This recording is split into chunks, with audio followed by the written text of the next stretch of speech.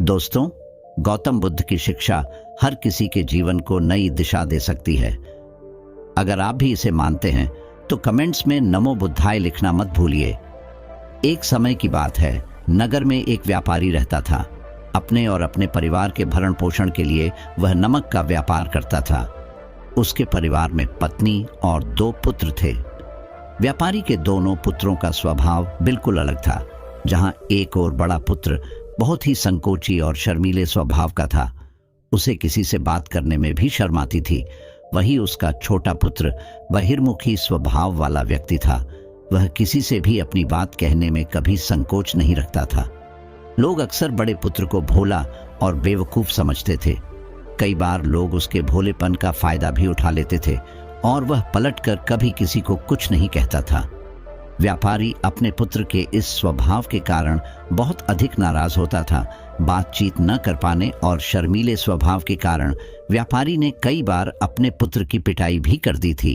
हालांकि इस वजह से उसके पुत्र का स्वभाव सुधरने के बजाय और भी खराब हो गया। बचपन से ही बड़ा पुत्र बेहद परेशान रहने लगा था। उसके अंदर आत्मविश्वास की कमी हो गई थी। परीक्षा में वह आते हुए प्रश्नों के उत्तर भी अपने डर के कारण नहीं लिख पाता था। इस कारण उसकी शिक्षा भी ठीक ढंग से नहीं हो पाई।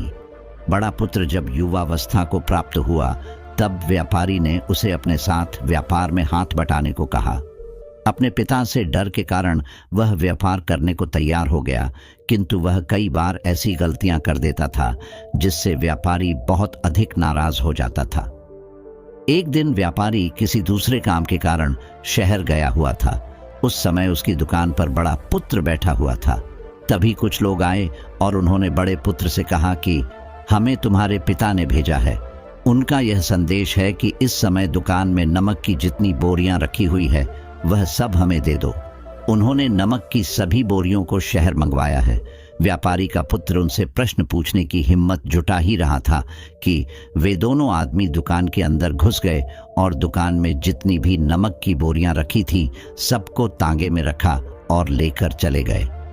व्यापारी के पुत्र ने उन्हें रोकने का प्रयास किया, किंतु संकोच और शर्मीलेपन के कारण वह उन्हें कुछ कह नहीं पाया। उसने मन ही मन सोचा कि यदि मैं इन्हें नमक ले जाने से रोकूं तो पिताजी मुझ पर नाराज होंगे। कुछ समय बाद जब व्यापारी शहर से वापस आया तो खाली दुकान देखकर उसने अपने पुत्र से प्रश्न किया कि नमक की बोरियां कहां गई? यह दुकान इतना खाली खाली क्यों है?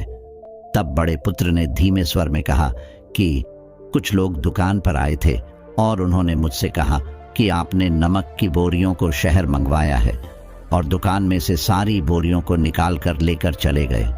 व्यापारी ने अपना सिर पीट लिया। उसने अपने पुत्र को दुकान से धक्का देते हुए कहा कि तू मूर्ख का मूर्ख ही रह जाएगा। वे लोग तुझे बेवकूफ बनाकर सारा सामान ले गए। तुमने मेरा बहुत भारी नुकसान करवा दिया। यहां से दूर भाग जाओ और घर वापस मत आना। यदि तुम वापस आए तो मैं तुम्हें पीट पीट कर सीधा कर दूंगा। व्यापारी का बड़ा पुत्र इस बात से बेहद दुखी हुआ।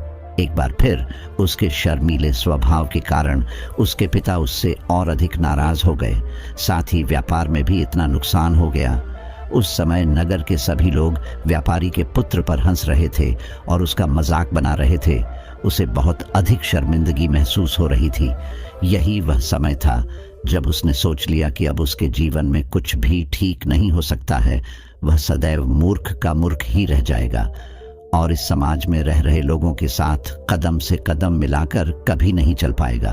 व्यापारी का पुत्र नगर से बाहर आ गया और एक नदी के किनारे बैठकर खूब रोया। गहरे पानी को देखकर उसके मन में विचार आया कि अब उसके जीवित रहने का कोई फायदा नहीं है। उसने सोच लिया कि आज वह इस नदी में डूबकर अपने आप को समाप्त कर लेगा। असफल जीवन जीने से अच्छा है कि वह स्वयं को समाप्त कर ले। उसने जैसे ही नदी में छलांग लगाई, एक बौद्ध भिक्षु ने उसे बचा लिया और नदी से बाहर निकाल कर ले आए। व्यापारी का पुत्र बौद्ध भिक्षु पर नाराज होने लगा और कहने लगा कि तुमने मुझे क्यों बचाया? मैं इस असफल जीवन को जीना नहीं चाहता। बौद्ध भिक्षु ने उसे समझाया कि जीवन एक ही बार मिला है और यदि तुम जीवित ही नहीं रहोगे तो असफलता को खत्म करके सफल कैसे बनोगे? तब व्यापारी के पुत्र ने कहा कि मेरे जीवन बहुत अधिक समस्याएं हैं। यह सभी समस्याएं मेरे संकोची और शर्मीले स्वभाव के कारण हुई है। मैंने अपने पिता का नुकसान करवा दिया। मैं एक अच्छा पुत्र नहीं हूं। अपने स्वभाव के कारण मैं शिक्षा ग्रहण भी नहीं कर सका। यह सारा संसार मुझे मूर्ख समझता है। क्या किसी मूर्ख को इस संसार में जीने का अधिकार है? तब बौद्ध भिक्षु ने कहा कि तुम्हारे इस प्रश्न का उत्तर तो मेरे गुरु ही देंगे। चलो, मैं तुम्हें मेरे गुरु से मिलवाता हूं। व्यापारी के पुत्र ने कहा कि वह किसी से बात नहीं करना चाहता। आज वह अपना जीवन समाप्त कर लेगा। किंतु बौद्ध भिक्षु के बार बार समझाने के बाद वह उनके साथ जाने और उनके गुरु से मिलने के लिए तैयार हो गया। बौद्ध भिक्षु व्यापारी के पुत्र को आश्रम की ओर लेकर गए। वहां पर व्यापारी के पुत्र ने देखा कि एक व्यक्ति पेड़ के नीचे ध्यान मग्न बैठे हुए हैं। तभी बौद्ध भिक्षु ने कहा कि यह हमारे गुरु गौतम बुद्ध हैं। दोनों ने गौतम बुद्ध को प्रणाम किया।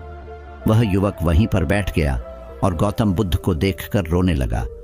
गौतम बुद्ध ने उससे उसके रोने का कारण पूछा। तब उसने कहा कि अब आप ही मेरी आखिरी उम्मीद है। यदि आप मेरी समस्या का समाधान नहीं करेंगे तो मेरा यह जीवन समाप्त हो जाएगा। गौतम बुद्ध ने व्यापारी के पुत्र से उसकी समस्या के बारे में पूछा। तब उसने बताया कि किस प्रकार वह बचपन से ही शर्मीले और अंतर्मुखी स्वभाव का है। इस कारण लोग उसे मूर्ख समझ लेते हैं और उसके पिता भी उससे प्रेम नहीं करते। तब गौतम बुद्ध ने युवक को शांत कराते हुए कहा कि मेरे पास तुम्हारी समस्या का समाधान है। तुम्हारा जीवन बहुत ही आसान हो सकता है। तब युवक ने कहा कि क्या सचमुच ऐसा हो सकता है? आप बहुत ही महान व्यक्तित्व प्रतीत होते हैं। आपके तो कई शिष्य हैं। हे गुरुदेव, मैं भी आपका शिष्य बनना चाहता हूं। क्या आप मुझे अपने शिष्य के रूप में स्वीकार करेंगे?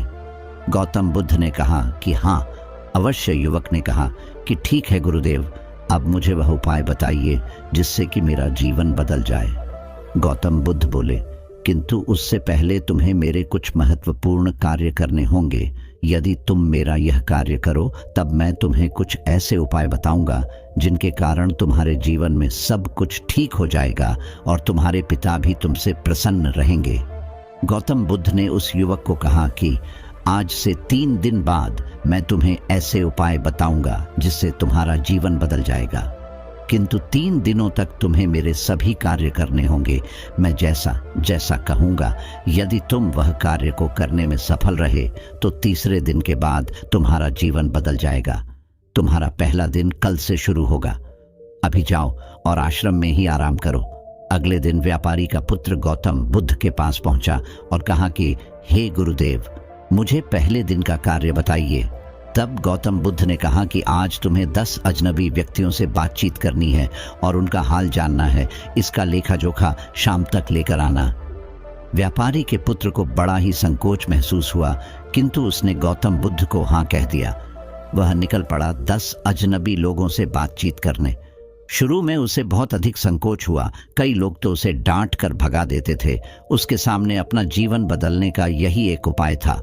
आखिरकार कोशिश करते हुए उसने 10 अजनबी लोगों के नाम और उनके व्यापार का लेखा जोखा प्राप्त कर लिया।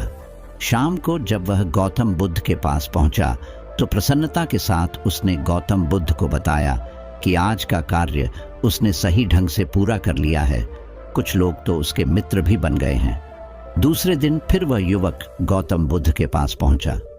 तब गौतम बुद्ध ने कहा कि आज का कार्य है, तुम आश्रम में रह रहे 10 शिष्यों को संबोधित करते हुए उन्हें जल के उपयोग के विषय में पढ़ाओ। गौतम बुद्ध की बात सुनकर व्यापारी का पुत्र हक्का बक्का रह गया। उसने कहा कि आप मुझसे किस प्रकार का कार्य करवा रहे हैं? मैं अपनी शिक्षा ठीक से पूरी नहीं कर पाया हूं। मैं यह कार्य नहीं कर पाऊंगा। तब गौतम बुद्ध ने कहा कि ठीक है, तब मैं तुम्हें उपाय भी नहीं बताऊंगा। व्यापारी के पुत्र ने प्रार्थना करते हुए कहा कि आप जानते हैं मेरी शिक्षा अधूरी है, फिर मैं किस प्रकार बालकों को शिक्षा दे सकता हूं? गौतम बुद्ध ने मुस्कुराते हुए कहा कि यहां सिर्फ मैं जानता हूं कि तुम्हारी शिक्षा अधूरी है, वे बालक नहीं जानते। तुम रोज अपने जीवन में जल का उपयोग करते हो, यही सब बातें जाकर उन बालकों को बतानी है। आखिरकार व्यापारी के पुत्र के पास कोई रास्ता नहीं बचा। हिम्मत जुटाकर वह उन बालकों के पास पहुंच गया। शुरू में तो उसके हाथ पैर कांप पर रहे थे, किंतु आखिरकार उसने जल की विशेषताओं के बारे में बताना प्रारंभ कर दिया। उसने बालकों को जल की 5 विशेषताएं बताई और जल्दी से वहां से भाग आया। गौतम बुद्ध के पास आकर उसने कहा कि बहुत अधिक डर लग रहा था, किंतु मैंने बालकों को जल की 5 विशेषताएं बता दी हैं। गौतम बुद्ध ने कहा कि जो एक बार फिर कोशिश करके आओ। व्यापारी का पुत्र ने एक बार फिर हिम्मत जुटाई और बालकों को जल के विषय में पढ़ाना शुरू किया। इस बार व्यापारी के पुत्र को बिल्कुल डर नहीं लग रहा था। पूरे आत्मविश्वास के साथ बालकों को शिक्षा दी। तब गौतम बुद्ध ने युवक की प्रशंसा करते हुए कहा कि तुम अवश्य ही साहसी हो। गौतम बुद्ध से शाबाशी सुनकर वह युवक बहुत अधिक प्रसन्न हुआ। युवक तीसरे दिन जब गौतम बुद्ध के पास आया तो गौतम बुद्ध ने उससे कहा कि आज का कार्य तुम्हें थोड़ा अजीब लग सकता है, किंतु आज तुम्हें अपने पिता से मिलने जाना है। गौतम बुद्ध की यह बात सुनकर वह युवक बहुत अधिक डर गया। उसने कहा कि नहीं, मैं अपने पिता के सामने नहीं जाऊंगा। गौतम बुद्ध ने कहा कि ठीक है, तब मैं तुम्हें उपाय भी नहीं बताऊंगा। आखिरकार उस युवक को गौतम बुद्ध की बात माननी पड़ी। गौतम बुद्ध ने उसे समझाया कि अपने पिता के पास जाकर उनसे क्षमा मांगना और कहना कि तुम्हें एक और अवसर दे ताकि तुम स्वयं को बुद्धिमान साबित कर सको। उसे युवक ने बड़ी हिम्मत के साथ अपने पिता का सामना किया और उनसे क्षमा मांगी। आखिरकार व्यापारी ने अपने पुत्र को क्षमा कर दिया और उसे दूसरा अवसर देने के लिए तैयार हो गए। व्यापारी का पुत्र गौतम बुद्ध के पास आया और उसने जब उपाय के बारे में जानना चाहा, तब गौतम बुद्ध ने कहा कि तुमने स्वयं ही अपना उपाय खोज लिया है। तुम किसी से बात नहीं कर पाते थे, शर्मीले थे। सब कुछ तुम्हारे मन में बैठा हुआ डर था। हम कितने आत्मविश्वासी हैं, कितने शर्मीले हैं और हमारे अंदर कितना डर है, यह सिर्फ हमें पता होता है। बाहरी दुनिया में किसी को नहीं पता होता है। बाहरी दुनिया में हम स्वयं को जिस प्रकार का दिखाते हैं, लोग हमें इस प्रकार का समझते हैं। अगर तुम आत्मविश्वासी नहीं हो तो भी अनजान व्यक्तियों के सामने यदि आत्मविश्वासी होने का अभिनय करो तो किसी को पता ही नहीं चलेगा कि तुम कौन हो। वह युवक समझ चुका था कि गौतम बुद्ध उसे क्या बताना चाह रहे हैं। गौतम बुद्ध को धन्यवाद किया और उनसे वादा किया कि वह जीवन में सफल होकर दिखाएगा। दोस्तों, यह वीडियो पसंद आई हो तो इसे लाइक जरूर करें और चैनल को सब्सक्राइब करना ना भूलें। आपके आसपास भी कोई ऐसा शर्मीला और संकोची स्वभाव का व्यक्ति है तो उसे यह वीडियो जरूर शेयर करें ताकि उसकी सहायता हो सके।